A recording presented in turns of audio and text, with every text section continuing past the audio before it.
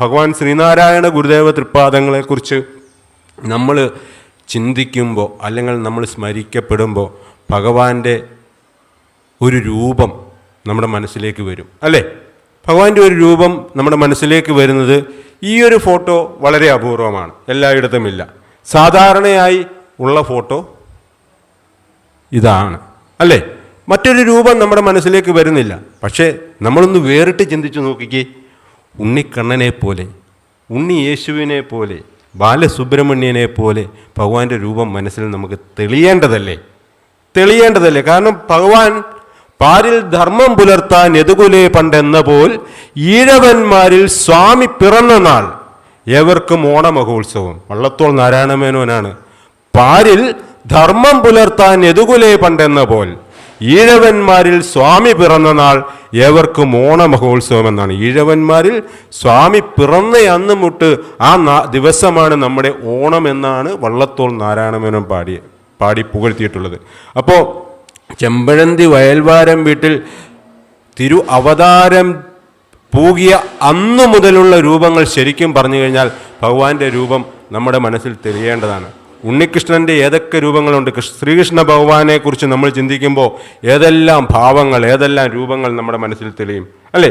Jesus ക്രൈസ്റ്റിനെ കുറിച്ച് ചിന്തിക്കുമ്പോൾ ഏതെല്ലാം ഭാവങ്ങൾ. ഉണ്ണിയേശുവില്ലേ?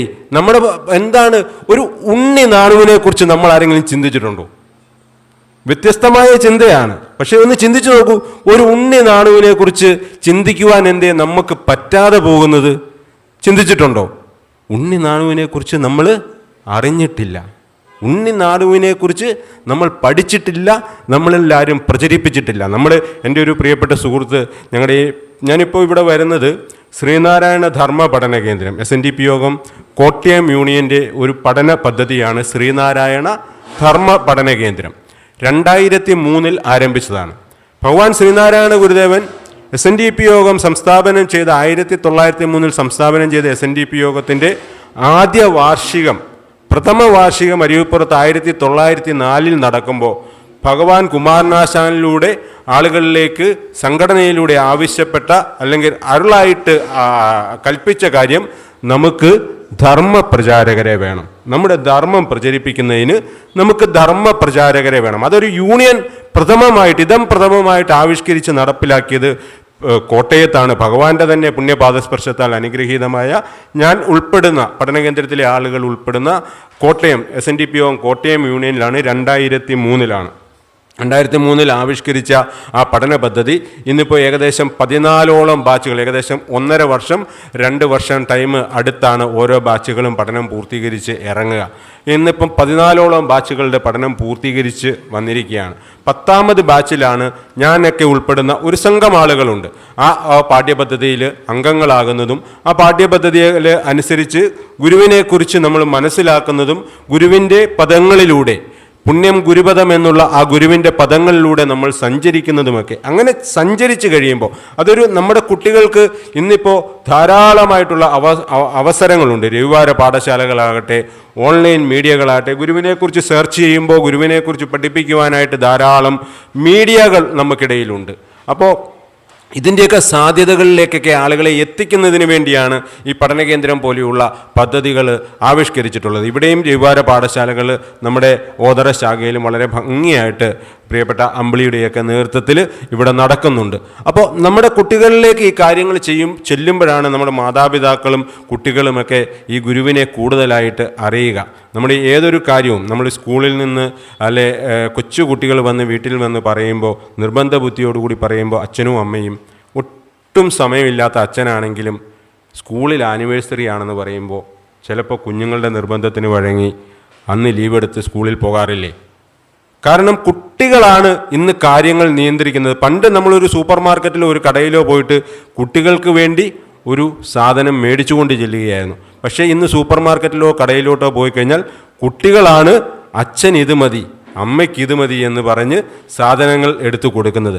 അപ്പോൾ ആ കുഞ്ഞു മനസ്സ് നോവാതിരിക്കാൻ വേണ്ടി നമ്മളെല്ലാവരും പാകമാണെങ്കിലും അല്ലെങ്കിലും പലപ്പോഴും കുട്ടികളുടെ നിർബന്ധത്തിന് വഴങ്ങി ഇത്തരം കാര്യങ്ങൾ നമ്മൾ സ്വീകരിക്കാറുമുണ്ട്. എന്ന് പറഞ്ഞതുപോലെ ഭഗവാൻ ശ്രീനാരായണ ഗുരുദേവൻ്റെ ആ കുട്ടിക്കാലം നമ്മുടെ മനസ്സിലേക്കൊന്ന് നമ്മളൊന്നൊന്ന് ഹൃദയം വിശാലമാക്കി ഒന്ന് ചിന്തിച്ചു നോക്കി. ഒരു നിമിഷം നമ്മുടെ ആ മനസ്സ് ഭഗവാന്റെ കുട്ടിക്കാലത്തിലേക്ക് വിടുക. ഭഗവാന്റെ കുട്ടിക്കാലത്തിൽ ഞാൻ പറഞ്ഞു വന്നത്, എൻ്റെ ഒരു സുഹൃത്ത്, ഇതൊക്കെ നിങ്ങൾ രഞ്ജിത്തെന്നാണ് പേര്, ഇതൊക്കെ എല്ലാ പ്രഭാഷണത്തിലും ചെല്ലുമ്പോൾ നിങ്ങളൊക്കെ എന്തിനാണ് ഇത് പറയുന്നത്? കാലം ഇത്രയും പുരോഗമിച്ചില്ലേ? ശുഭാംശു ശുക്ല ബഹിരാകാശത്ത് നിൽക്കുകയാണ്. ഇപ്പോഴും നമ്മൾ ഭഗവാന്റെ കുട്ടിക്കാലം എന്തിനാണ് പറയുന്നത്? പക്ഷേ ഭഗവാന്റെ കുട്ടിക്കാലത്തെക്കുറിച്ച് നമ്മൾ പഠിക്കേണ്ടതാണ്, നമ്മൾ ചിന്തിക്കേണ്ടതാണ്. യശോദാമ്മ, ശ്രീകൃഷ്ണ ഭഗവാന്റെ കുട്ടിക്കാലം ഉണ്ണിക്കണ്ണനെ യശോദാമ്മ ഒരിക്കൽ യമുനാ നദിയുടെ തീരത്ത് ചെന്ന് നിൽക്കുകയാണ്. യമുനാ നദിയുടെ തീരത്ത് യശോദാമ്മ ചെന്ന് നിൽക്കുമ്പോൾ ഈ ഉണ്ണിക്കണ്ണൻ യശോദാമ്മയോടൊരു ചോദ്യം ചോദിക്കുകയാണ്.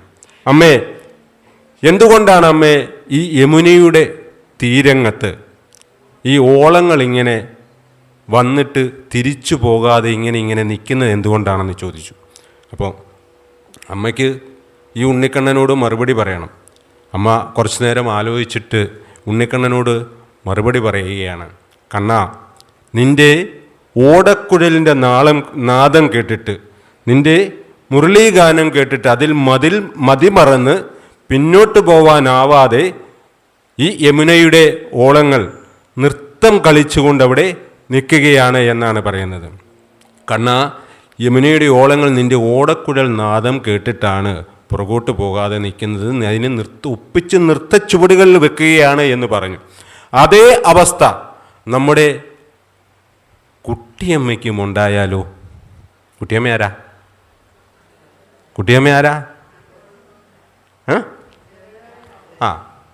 നമ്മളൊന്ന് ചിന്തിച്ചു നോക്കുക. ഈ നാണു തിരുവവതാരം ചെയ്ത സമയം, നാണുവിൻ്റെ 10 വയസ്സ് വരെയുള്ള കാലം ആ അമ്മ എങ്ങനെയായിരിക്കും തരണം ചെയ്തിട്ടുണ്ടാവുക? നാണു വികൃതിയാണെന്നുള്ളതല്ല, നാണു ചെയ്യുന്ന കാര്യങ്ങൾ സമൂഹത്തിലെ മറ്റു കുട്ടികൾ ചെയ്യുന്ന കാര്യങ്ങളല്ല. ആണോ? മറ്റു കുട്ടികൾ ചെയ്യുന്ന കാര്യങ്ങളല്ല കുഞ്ഞു നാണു ചെയ്യുന്നത്. പുത്രവാത്സല്യം മൂലം ഒരു പരിധിക്കപ്പുറം ഈ കുട്ടിയമ്മയ്ക്ക് നാണുവിനെ ശകാരിക്കാനോ അല്ലെങ്കിൽ വഴക്ക് പറയാനോ ഒട്ടും സാധിക്കുന്നില്ല. കാരണം നാണു ചെയ്യുന്ന എന്താ? ഈശ്വര പൂജയ്ക്കായി കരുതി വച്ചിരിക്കുന്ന പൂജാദ്രവ്യങ്ങൾ, പൂജാ നിവേദ്യങ്ങൾ എടുത്ത് ഭക്ഷിക്കുക. ആലോചിച്ച് നോക്കുക. ഈശ്വര നിവേദ്യത്തിനായി വെച്ചിരിക്കുന്ന കാര്യങ്ങൾ എടുത്ത് ഭക്ഷിക്കുക. ഭക്ഷിച്ചതിന് ശേഷം വീട്ടുകാർ വന്ന് അമ്മ വന്ന് വഴക്ക് പറയുമ്പോൾ ഈശ്വരൻ പ്രസാദിച്ചതായി കരുതിയാൽ മതി എന്ന് മറുപടി പറയുക. ഈശ്വരൻ പ്രസാദിച്ചതായി കരുതിയാൽ മതി എന്ന് പറയുക. അതുപോലെ തന്നെ എവിടെ വിഷമങ്ങൾ അനുഭവിക്കുന്ന സാഹചര്യമുണ്ടായാലും അവിടെ വിഷമം അനുഭവിക്കുന്നവരുടെ ഒപ്പം ചേർന്ന് നിന്നുകൊണ്ട് നാണുവും സങ്കടപ്പെടുകയാണ്. അപ്പോൾ സമൂഹം അവർ വിഷമം അനുഭവിക്കേണ്ടവരാണ്, അതിനുവേണ്ടി വിധിക്കപ്പെട്ടിട്ടുള്ളവരാണ് എന്ന് പാർശ്വവൽക്കരിച്ച് അവരെ മാറ്റി നിർത്തുകയാണ്. അല്ലേ?